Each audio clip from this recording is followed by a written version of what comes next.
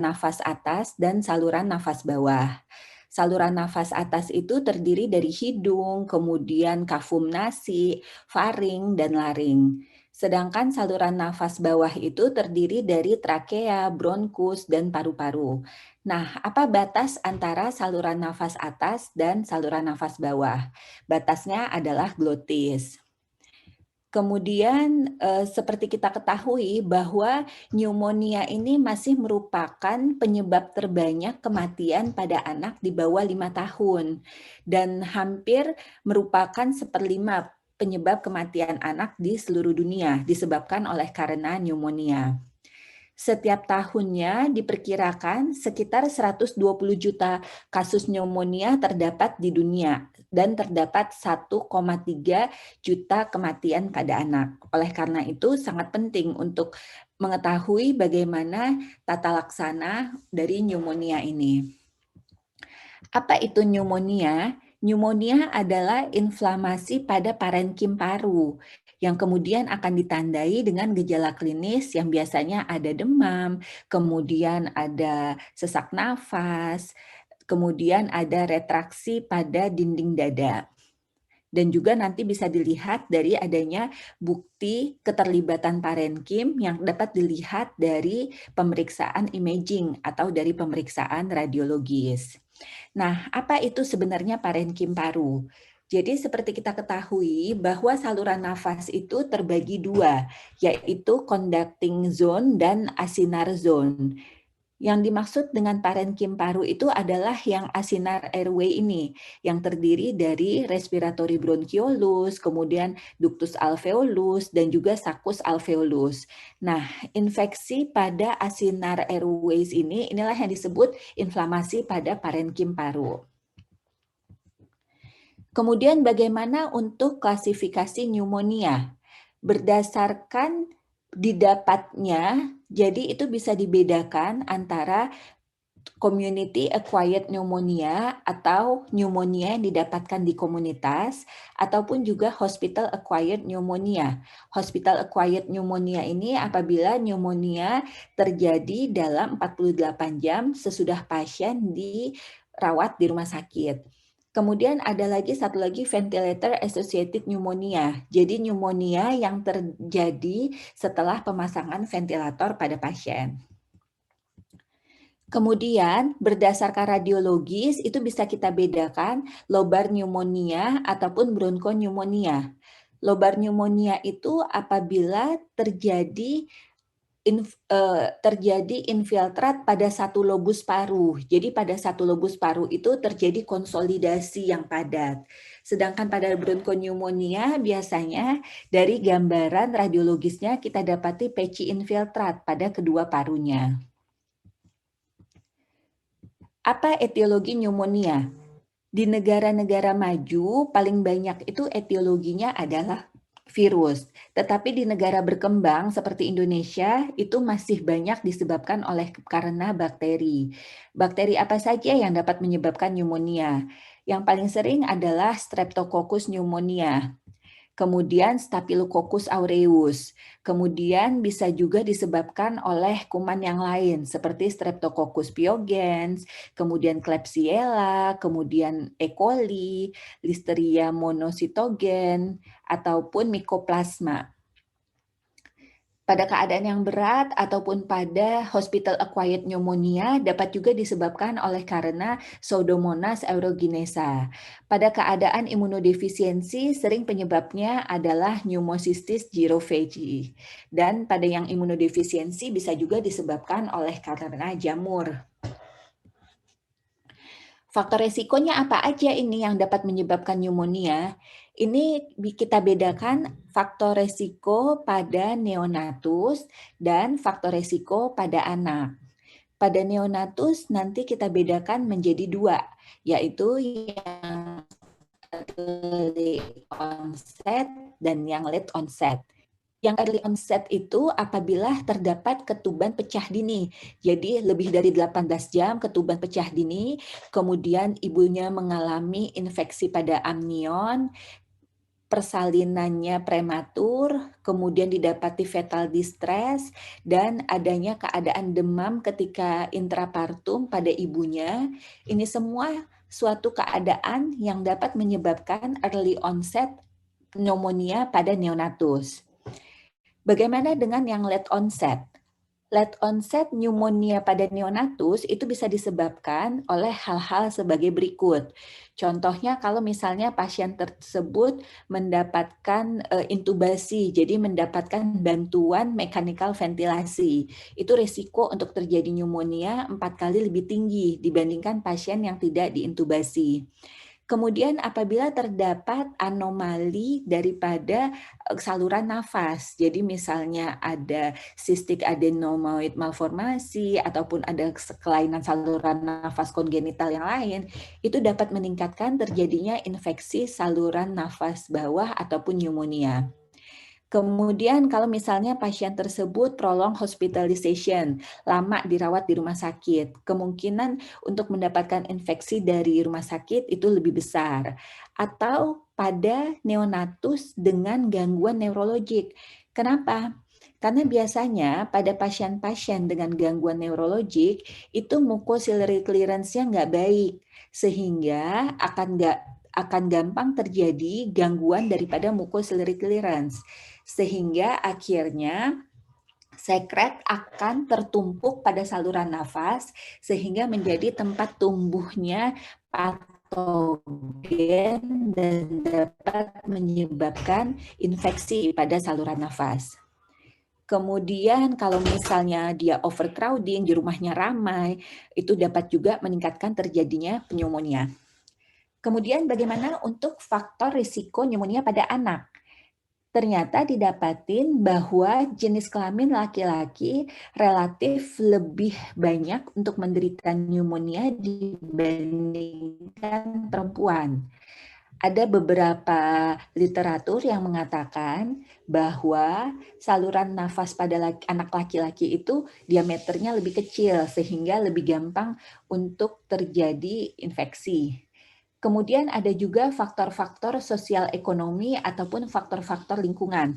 Contohnya kalau misalnya sangat padat di rumahnya atau edukasi ibunya yang jelek, kemudian indoor air polusi. Jadi misalnya di rumah tersebut menggunakan untuk masak itu menggunakan arang misalnya atau menggunakan obat nyamuk bakar atau anak tersebut tidak mendapat ASI, anak tersebut malnutrisi, mempunyai paparan asap rokok, itu semua akan meningkatkan kejadian pneumonia pada anak.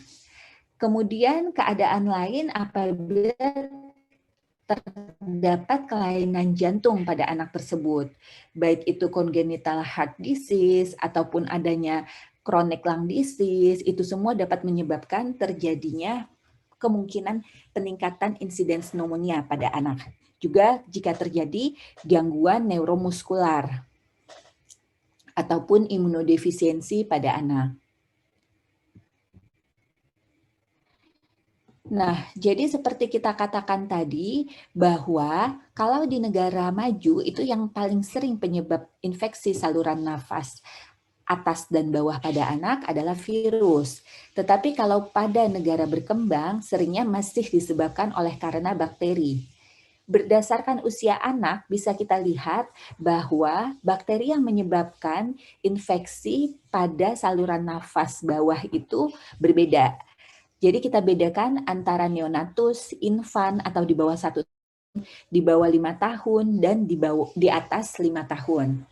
Ternyata pada neonatus itu yang paling sering patogennya adalah Streptococcus grup B. Kemudian juga gram negatif, bakteri gram negatif. Sedangkan pada anak usia 1 tahun ke bawah, yang paling sering merupakan patogen atau etiologi pneumonia adalah Streptococcus pneumonia, Haemophilus influenza, atau bisa juga disebabkan oleh karena Mycoplasma pneumonia. Di bawah 5 tahun itu juga penyebab Streptococcus pneumonia, kemudian Haemophilus influenza tipe B, ataupun Staphylococcus aureus. Nah, sebenarnya pada anak di atas 5 tahun ini lebih jarang kejadian pneumonia. Seringnya kejadian pneumonia itu pada anak di bawah 5 tahun. Bagaimana untuk patogenesisnya? Jadi apabila seorang neonatus atau anak itu terpapar terhadap patogen, baik secara inhalasi, penyebaran secara hematogen, ataupun direct dan aspirasi, itu semua tergantung dari host dan virulensi daripada patogennya.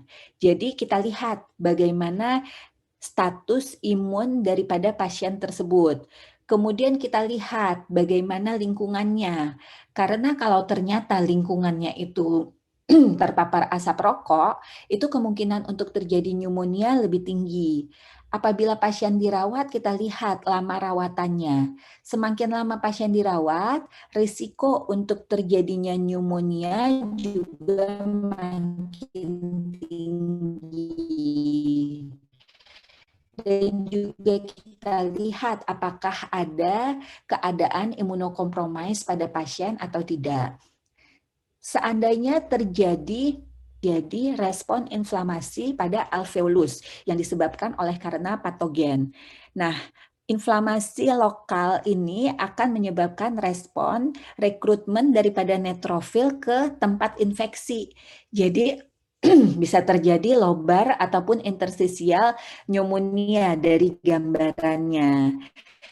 Kemudian bagaimana gejala klinisnya?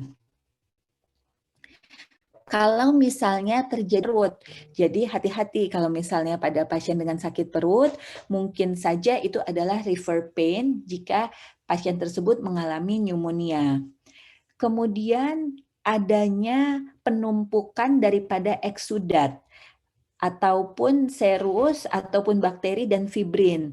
Jadi kalau misalnya pada saluran nafas pada alveolus itu bisa menyebabkan gejala klinis batuk.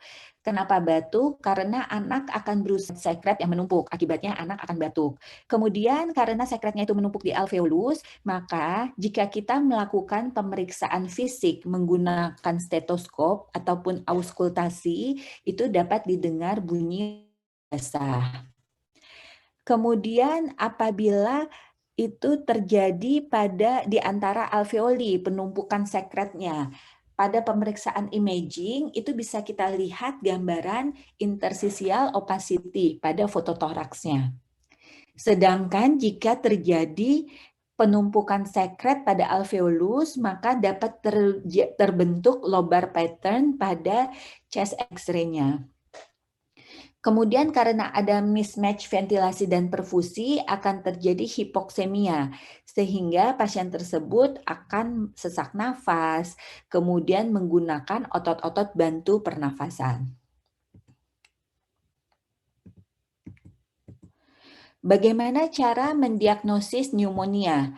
Jadi sebenarnya diagnosis pneumonia itu bisa kita tegakkan berdasarkan dari gejala klinisnya. Apa aja gejala klinisnya? Biasanya ada batuk, kemudian ada demam, karena sesak nafas pasien yang nggak mau makan, kemudian jika hipoksemia berat bisa terjadi sianosis, granting, pernafasan cuping hidung, pernafasannya cepat, kemudian adanya tarikan dinding dada ke dalam. Nah, dari pemeriksaan fisik itu kita lihat pasiennya sesak nafas, ada retraksi pada dinding dada. Kemudian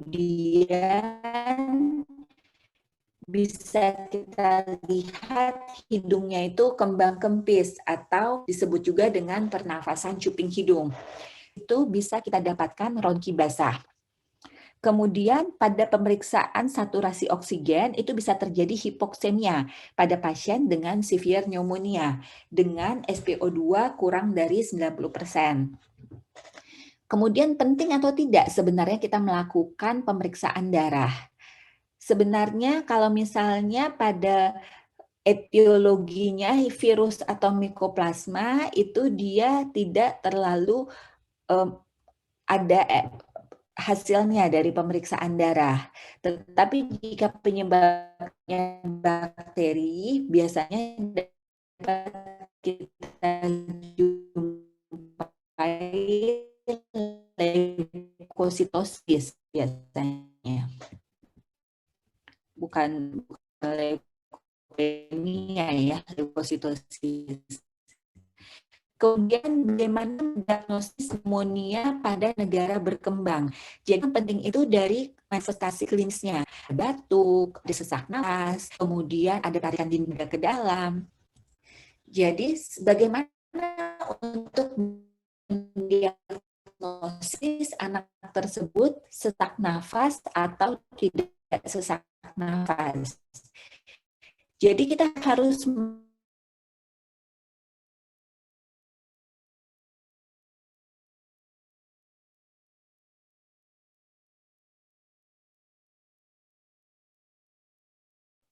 izin dok, suaranya terputus dok.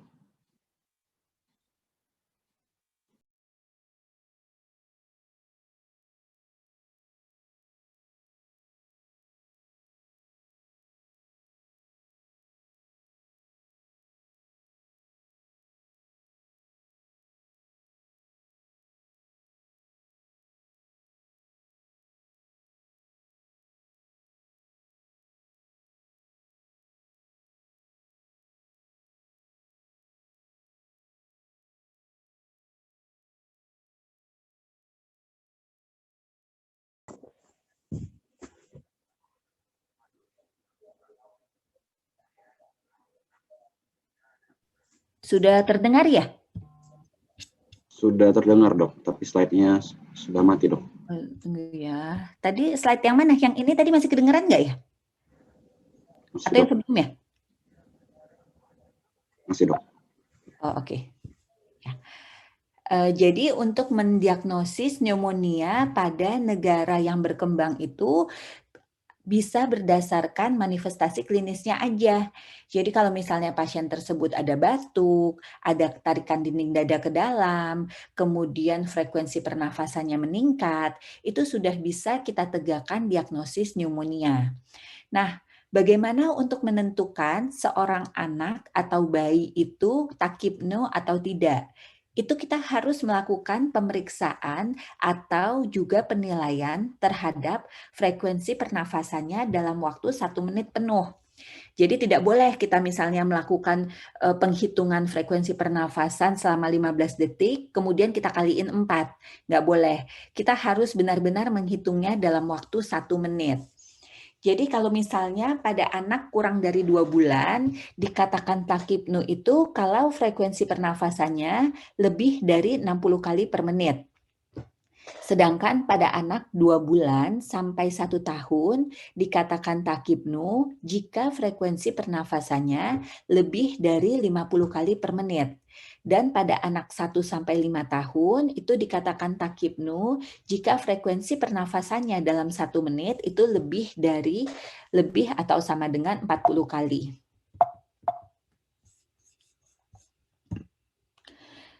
Kemudian apa aja tanda-tanda bahaya pada pneumonia? Tanda-tanda bahaya pada pneumonia ini kalau anak atau bayi itu sudah tidak bisa minum lagi. Jadi karena dia sesak nafas, asupan per oralnya berkurang, nanti bisa terjadi dehidrasi, bisa terjadi pasiennya letargik juga karena hipoksemia. Kemudian bisa juga pada pasien-pasien yang terus-menerus muntah. Ataupun pada pasien yang tenang dijumpai adanya stridor, adanya kejang, dan adanya severe malnutrition. Ini semua adalah tanda-tanda bahaya pada pneumonia. Kita harus aware kalau ada tanda-tanda ini, karena berarti pasien tersebut harus segera dirawat ke rumah sakit. Kemudian ini adalah revise daripada klasifikasi pneumonia berdasarkan WHO pada tahun 2014. Jadi pneumonia itu apabila terdapat batuk dengan nafas cepat, bisa disertai dengan adanya retraksi dinding dada ataupun tidak. Sedangkan yang dimaksud dengan severe pneumonia apabila didapatkan pneumonia dengan tanda-tanda bahaya yang tadi. Kemudian untuk membantu penegakan diagnosis, kita bisa juga melakukan pemeriksaan imaging. Biasanya kita melakukan pemeriksaan fototoraks. Sebenarnya untuk melakukan pemeriksaan fototoraks pada pneumonia ini cukup dari satu posisi saja. Jadi cukup posisi antero-posterior.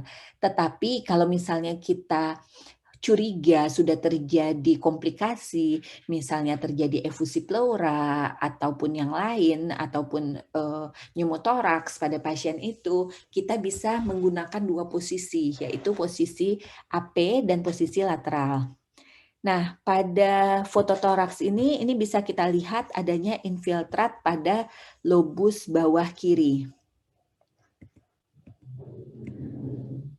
Kemudian ini juga bisa kita lihat adanya infiltrat pada lobus kanan, pada paru kanan. Ini juga pada bisa dikatakan round pneumonia karena dia bentuknya seperti bulat pada lobus tengah.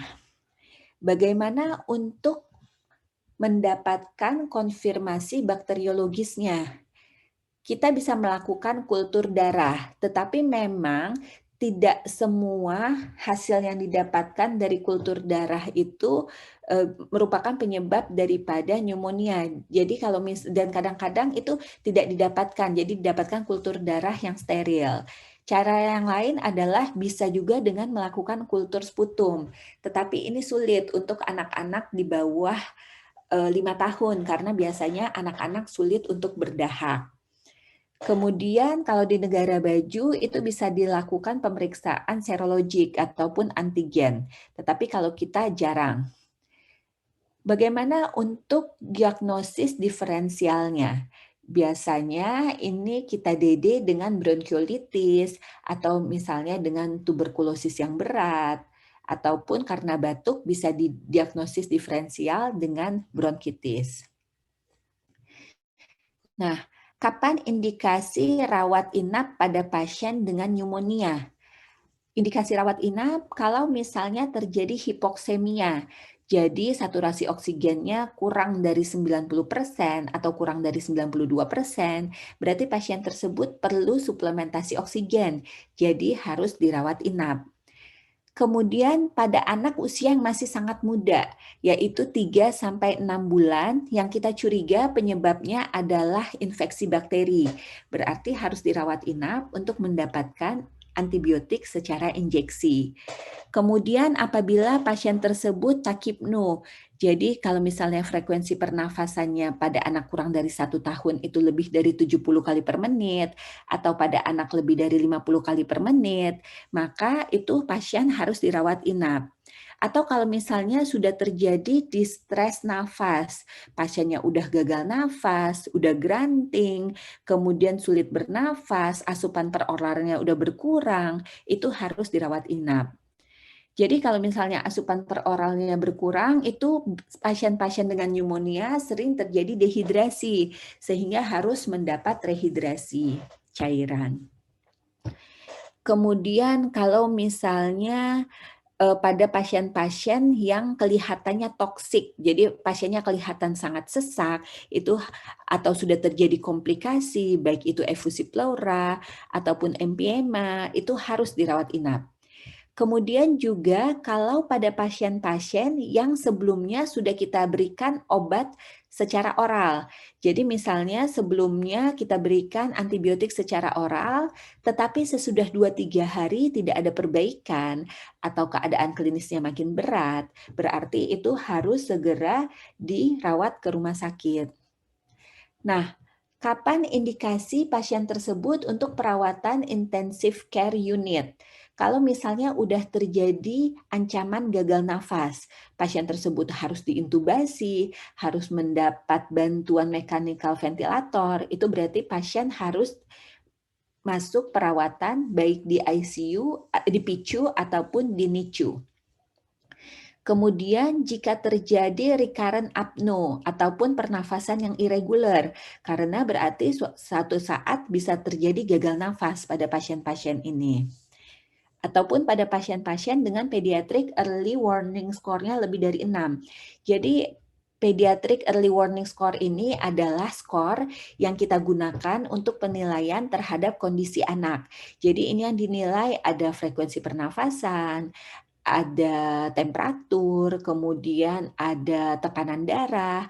Nanti kita lihat nilainya. Kalau lebih dari 6 berarti kita harus hati-hati pasien tersebut memerlukan perawatan intensive care. Kemudian kalau misalnya pasien tersebut masih hanya batuk ataupun nafas cepat, tetapi tidak ada tarikan dinding dada ke dalam, itu bisa kita berikan pengobatan suportif. Atau pada beberapa penelitian dikatakan suplementasi zinc itu dapat memperbaiki epitelisasi daripada saluran nafas. Dan kalau misalnya pasien memerlukan oksigen, kita berikan oksigen. Jadi ini bisa kita lihat klasifikasi WHO, yang sebelah kiri ini adalah yang sebelumnya, sedangkan yang sebelah kanan adalah yang sudah direvisi pada tahun 2014. Jadi kalau yang sebelumnya itu pada anak usia 2-59 bulan dengan batuk ataupun kesulitan bernafas, kita lihat ada danger sign ataupun ada retraksi dinding dada ke dalam atau tidak. Kalau misalnya ada danger sign atau ada retraksi dinding dada, maka berarti pasien tersebut harus mendapat antibiotik yang injeksi, jadi harus dirawat inap. Tetapi kalau misalnya hanya nafas cepat, tidak ada tarikan dinding dada, tidak ada danger sign, itu bisa diberikan kalau yang dulu itu oral cotrimoxazole dan perawatan di rumah. Sedangkan kalau misalnya pasien tersebut hanya batuk dan demam aja, itu dirawat di rumah. Nah, berbeda dengan yang sudah direvisi pada tahun 2014. Pada tahun 2014 ini, WHO 2014 yang sudah direvisi, jadi anak usia 2-59 bulan dengan batuk atau kesulitan bernafas, dengan danger sign ataupun severe pneumonia atau very severe pneumonia, itu harus mendapat injeksi antibiotik, jadi harus dirawat inap. Tetapi kalau misalnya pasien tersebut dengan nafas cepat, dengan ataupun ada didapatkan chest indrawing, itu berarti pneumonia, itu obat pilihannya adalah oral amoxicillin. Kalau dulu kan oral cotrimoxazole, kalau sekarang oral amoxicillin. Sedangkan kalau misalnya pasiennya hanya batuk dan demam saja, itu bisa dirawat jalan. Nah, jadi kalau misalnya pneumonia itu diberikan oral amoxicillin, sedangkan kalau severe pneumonia itu memerlukan antibiotik secara injeksi. Ini adalah rekomendasi yang pertama, bahwa anak dengan nafas cepat tanpa adanya chest indrawing ataupun danger sign, itu bisa kita berikan oral amoxicillin. Berapa banyak dosis oral amoxicillinnya? Yaitu 80 mg per kilogram per hari, ataupun 40 mg per kilogram per dosis diberikan 2 kali sehari selama 5 hari. Pada daerah dengan prevalensi HIV yang rendah itu bisa diberikan 3 hari. Jadi di sini bisa kita lihat ya bahwa amoxicillin yang kita berikan itu yang dosis tinggi, yang 80 mg per kilogram berat badan per hari selama 5 hari. Kemudian kalau misalnya gagal dengan amoxicillin, kita bisa mencoba second line treatment yang lain, misalnya seperti azitromisin yang oral untuk tata laksananya.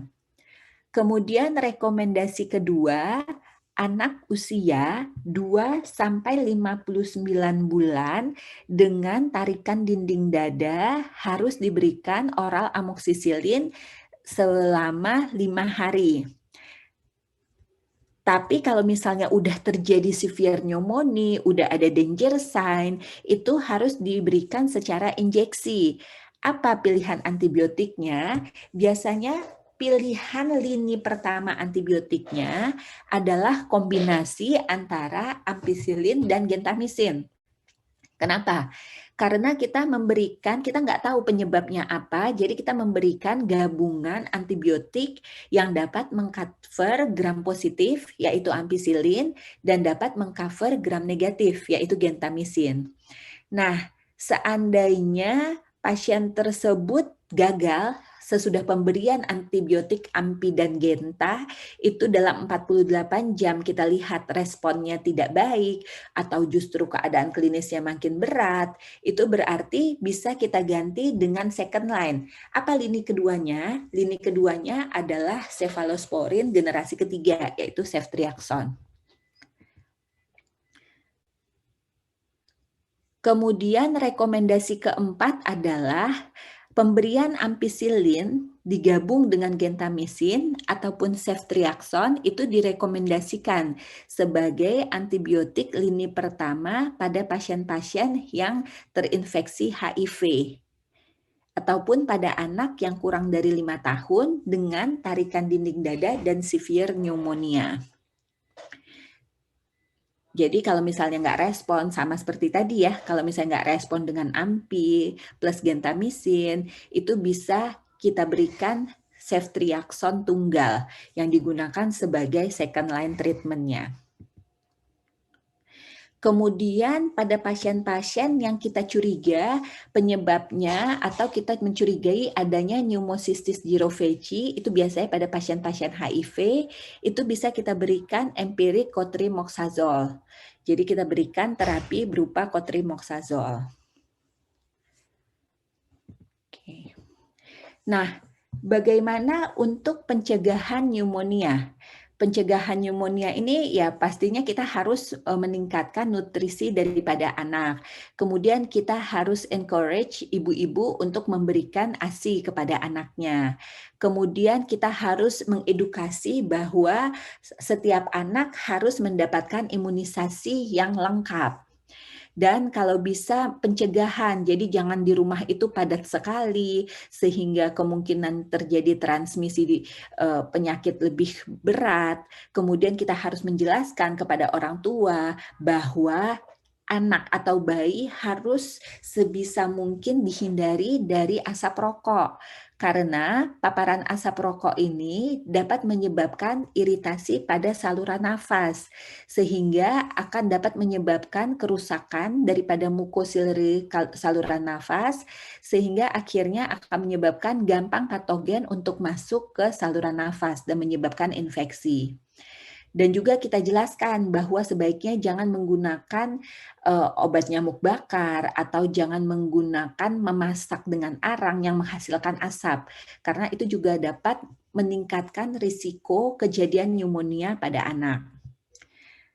Kemudian kalau misalnya kita udah tahu ibunya atau ibu hamil itu menderita HIV, kita harus memberikan ARV kepada ibunya sehingga dapat mencegah transmisi vertikal HIV dari ibu ke bayi.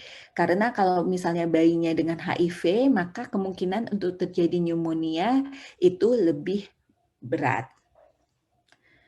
Kemudian pada beberapa keadaan itu dikatakan dapat diberikan antibiotik profilaksis pada anak-anak yang imunosupresan. Contohnya pada anak-anak HIV untuk mencegah PCP itu kita bisa menggunakan profilaksis cotrimoxazole. Nah, imunisasi apa aja ini yang harus kita berikan untuk mencegah pneumonia? Jadi imunisasi yang diberikan itu adalah PCV yang untuk mencegah infeksi pneumokokus.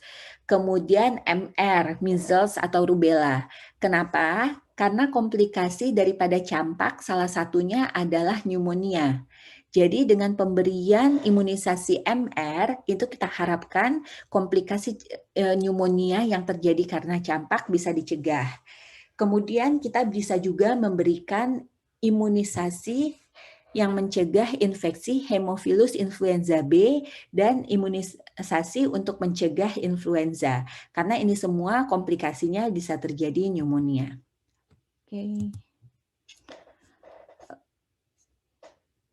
Oke, itu aja ya kuliah kita untuk hari ini. Kira-kira ada pertanyaan?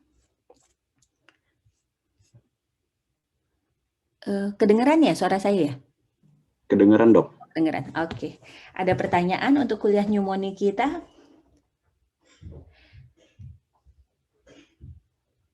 Untuk yang kuliah kemarin, kalau nggak salah Gabriela ya yang nanya ya? Iya, dokter. Tentang apa kemarin? Fetal breathing ya, kalau nggak salah ya? Iya, dok. Jadi untuk kuliah yang kemarin kan Gabriela kan menanyakan untuk fetal breathing pada hipoplasia. Sedangkan kita tahu ternyata fetal breathing itu kan harusnya pada bayi-bayi itu belum ada pernafasan karena kan semuanya belum ada pernafasan. Nah ternyata fetal yang dimaksud dengan fetal breathing itu adalah pernafasan yang belum yang tidak continuous, yang hanya terjadi episodik dan kadang-kadang pada bayi dan lebih banyak didapatkan pada masa gestasi yang udah akhir. Jadi dia itu terjadi karena gerakan daripada diafragmanya. Jadi bukan benar-benar breathing seperti yang bayi udah lahir gitu. Jadi itu hanya gerakan diafragma karena dengan adanya gerakan diafragma itu akan terjadi inflasi daripada paru sehingga itu juga akan menyebabkan pertumbuhan daripada paru.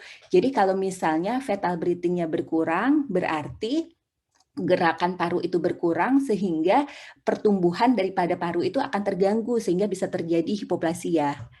Gitu ya, Gabriela ya. Baik, terima kasih, dokter. Ya. Kemudian, dok, untuk Iya. yang tadi, dok, yang leukopenia itu enggak ya, dok ya? Enggak, itu salah tulis, leukositosis. Jadi biasanya pada bakteri itu biasanya leukositosis. Cuman memang pada keadaan sepsis yang berat, jadi kalau misalnya sepsis kan bisa juga disebabkan oleh karena bakteri. Jadi pada keadaan sepsis yang berat, selain leukositosis, itu bisa juga terjadi leukopenia. Kenapa? Karena tubuh itu udah nggak bisa memberikan respon terhadap infeksi yang terjadi, sehingga akibatnya terjadi leukopenia, seperti itu. Terima kasih, dok. Iya. Ada lagi kira-kira? Satu lagi, dokter. Boleh. Untuk X-ray-nya, dok, tadi kenapa dipilih yang antero-posterior ya, dok ya? Karena sebenarnya kan kita hanya yang kita lihat dari pneumonia itu kan hanya gambaran infiltrat atau konsolidasi, sebenarnya itu ya. Jadi kalau misalnya dia konsolidasi atau infiltrat bisa dengan satu posisi aja dari antero-posterior. Kenapa kita pilih AP bukan PA? Karena kan ini pada anak atau pada bayi. Kalau pada PA itu kan sinarnya dari belakang, terus anaknya nempel ke filmnya, jadi anak biasanya lebih tidak kooperatif. Oleh karena itu biasanya yang kita gunakan adalah posisi AP. Dengan posisi AP berarti sinarnya di depan, kemudian filmnya di belakang. Jadi satu posisi aja harusnya udah cukup, kecuali kalau misalnya udah terjadi komplikasi. Misalnya udah terjadi efusi pleura, kita harus membuktikan apa memang dia itu efusi pleura atau tidak. Kita misalnya perlu posisi AP, kemudian perlu lateral decubitus, itu bisa kita lakukan pemeriksaan dua posisi seperti itu. Terima kasih, dokter. Nah, ada lagi kira-kira?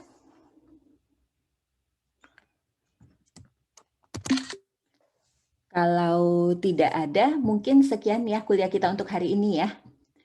Terima kasih. Assalamualaikum warahmatullahi wabarakatuh. Selamat pagi. Waalaikumsalam. Terima kasih banyak, dokter. Terima kasih, dokter. Sehat selalu, dokter.